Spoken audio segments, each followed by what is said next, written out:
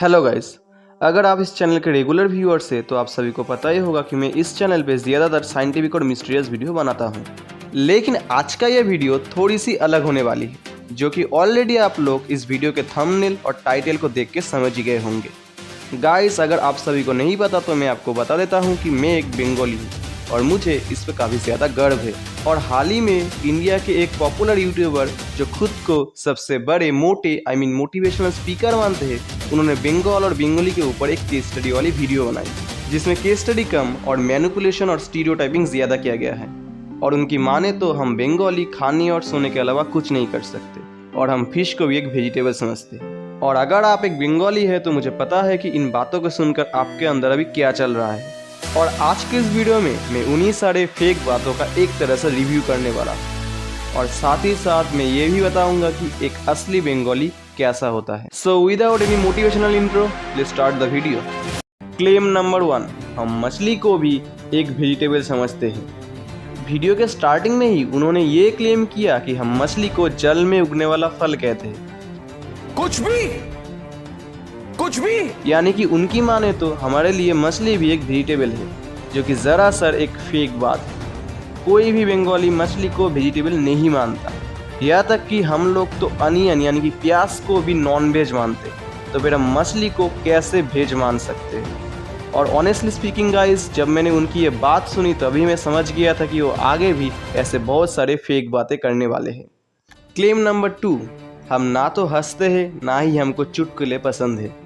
I mean seriously, ये बात सुनकर मैं तो 100% कन्फर्म हो गया कि इनको बंगाल के बारे में ज़रा सर कुछ भी नहीं पता। ये बस अपनी एक फेक एजम्पशन को फैक्ट्स बताना चाहते हैं। भानु बनर्जी, रवि घोष, संतोष दत्त, उत्पल दत्त, ये सभी दुनिया के one of the best comedian थे टिल नाउ, और आज भी बहुत सारे एक्टर्स इनके कॉमेडी को एडप्ट करना चाहते हैं। और उनकी स्टेटमेंट से तो मुझे यही लगता है कि उनको कॉमेडी के बारे में कोई भी नॉलेज नहीं है, और होगी भी कैसे। जो इंसान हमेशा पी यानी पैसा पैसा पैसे के पीछे भागते हैं, उसको कॉमेडी के बारे में क्या ही कोई सेंस होगा। Claim 3, we are so lazy, हम खाने और सोने के अलावा कुछ भी नहीं करते। गाइस, इस क्लेम को सुनने के बाद ही मुझे समझ आ गया था कि उन्होंने उस वीडियो को बनाने से पहले कोई भी रिसर्च किया ही नहीं था। सत्यजीत राय पूरे इंडिया के एकमात्र ऐसे डायरेक्टर है जिनको ऑस्कर मिला था। रविंद्रनाथ टैगोर वो पहले इंसान थे जिनको पूरे एशिया में साहित्य यानी लिटरेचर में नोबेल मिला था। अमर्त्य सेन एंड अभिजीत बैनर्जी, ये दोनों भी नोबेल लॉरिएट है और ये दोनों ही बंगाली है। नेताजी सुभाष चंद्र बोस, जिन्होंने इस देश को आज़ाद करने के लिए अपनी पूरी जिंदगी दे दी, वो खुद एक बंगाली थे। हमारे देश की नेशनल एंथम जन गण मन और नेशनल सॉन्ग वंदे मातरम, इन दोनों के कंपोजर बंगाली थे।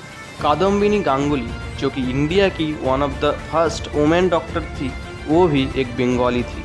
जगदीश चंद्र बोस, जिन्होंने रेडियो वेव की डिस्कवरी की थी, वो भी खुद एक बंगाली थे। और ऐसे ही अनगिनत एकम्प्लिशमेंट है जो बंगाली ने अचीव किए, जिसके बारे में अगर मैं बोलना शुरू करूँ तो फिर ये वीडियो कभी भी ख़त्म ही नहीं होगा। और डॉक्टर साहब, ये सब कुछ बस खा के और सो के नहीं किया जा सकता। हालांकि अगर आप चाहते हैं कि आपकी बॉडी भी उनके जैसा हो तो हाँ, आप ज़रूर दिन भर सो सकते हैं। समझ रहे हो आप? क्लेम नंबर 4, हम लिखने और गाने के अलावा कोई भी काम नहीं करते और हमारे पास कोई भी एम्बिशन नहीं है। वेल, मुझे पता था कि डॉक्टर साहब ये वाला पॉइंट ज़रूर उठाएंगे, क्योंकि जिसके लिए पैसे कमाना ही सक्सेसफुल होना और पैसे के सपने देखना ही एम्बिशियस होना होता है, वो आर्ट को कैसे समझ सकता है। पहली बात तो एम्बिशन का मतलब ये होता है कि अपने फील्ड में कुछ बड़ा करना, ना कि बड़ा बिजनेस खोलना। हम बंगाली हमेशा से ही आर्ट को बिजनेस से ज़्यादा प्रेफरेंस देते हैं, क्योंकि हमारे अंदर वो टैलेंट है कि हम अपने आर्ट में कुछ बड़ा कर सकें। हम पैसे से ज़्यादा अपने पैशन को फॉलो करने में यकीन रखते हैं। तो इसका कोई भी सेंस नहीं बनता कि अगर आप बड़ा बिजनेस ना खोलें तो फिर आप एम्बिशियस लेस है। और रही बात कि हमारे यहाँ से कोई भी एंटरप्रेन्योर नहीं निकला या फिर हमारे बंगाल में कोई भी इंडस्ट्री नहीं है, तो ये बात भी झूठ है। अभिक सरकार, पूर्णेंदु चटर्जी, चंद्रशेखर घोष, ये सब कौन है? ये भी तो एंटरप्रेन्योर है। ही इंसल्टेड आवर लैंग्वेज। और सच में गाइस, ये चीज़ कोई भी बंगाली सहन नहीं कर सकता। गाइस हमारे लिए बंगाली बस एक लैंग्वेज नहीं, इससे कहीं ज़्यादा ऊपर है, क्योंकि 1952 में बस इस लैंग्वेज को बचाने के लिए सैकड़ों लोगों ने अपनी जीवन की बलि दे दी थी, जिसके चलते 21 फरवरी को पूरे दुनिया में मदर लैंग्वेज डे पालन किया जाता है। यहाँ तक कि बंगाली को वर्ल्ड का स्वीटेस्ट लैंग्वेज तक कहा जाता है, और वो सैकड़ों कुर्बानी ही इस भाषा को इतना ज़्यादा महान बनाता है। हालांकि ये बात भी वो इंसान नहीं समझ सकता जो बस पैसे देके अपना नाम ट्विटर पे ट्रेंड करवाना जानता हो। और गाइस इस सभी के अलावा भी उन्होंने काफ़ी सारे और फेक बातें की, जैसे कि हम लोग रेसिस्ट होते हैं, हम किसी से भी घुलते मिलते नहीं। तो फिर इसके जवाब में बस यही कहूँगा कि एक चैनल है कोरिया का लाला नाम, जहाँ पर एक कोरियन सिटीजन इंडिया के लोगों के ऊपर वीडियो बनाता है, और उस चैनल में वेस्ट बंगाल के लोगों के ऊपर एक फुल्ली डेडिकेटेड वीडियो है, जिसका लिंक इस वीडियो के डिस्क्रिप्शन में आपको मिल जाएगा। आप उस वीडियो को चेक करके समझ सकते हैं हम बंगाली सच में रेसिस्ट है या नहीं। और गाइस आप लोग ये मत सोचना कि मैं यहाँ पर जस्ट डॉक्टर साहब की बुराइयाँ ही निकाल रहा हूँ। असल में उस वीडियो में उन्होंने काफ़ी अच्छे पॉइंट को भी हाईलाइट किया था, जैसे कि सच में अगर ज्योति बसु कोलकाता में कंप्यूटर को आने देते तो फिर आज कोलकाता IT हब होता, ना कि बेंगलोर।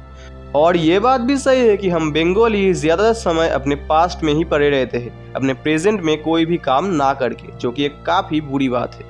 तो गाइस प्लीज़ इस वीडियो को एक ऑफेंस की तरह मत लीजिएगा, इससे आप कुछ सीखने की कोशिश कीजिए। और अंत में मैं यही कहूँगा, আমি বাংলা গর্বে গর্বিত, আমি বাঙালি, আমি গর্বিত, আমি বাঙালি।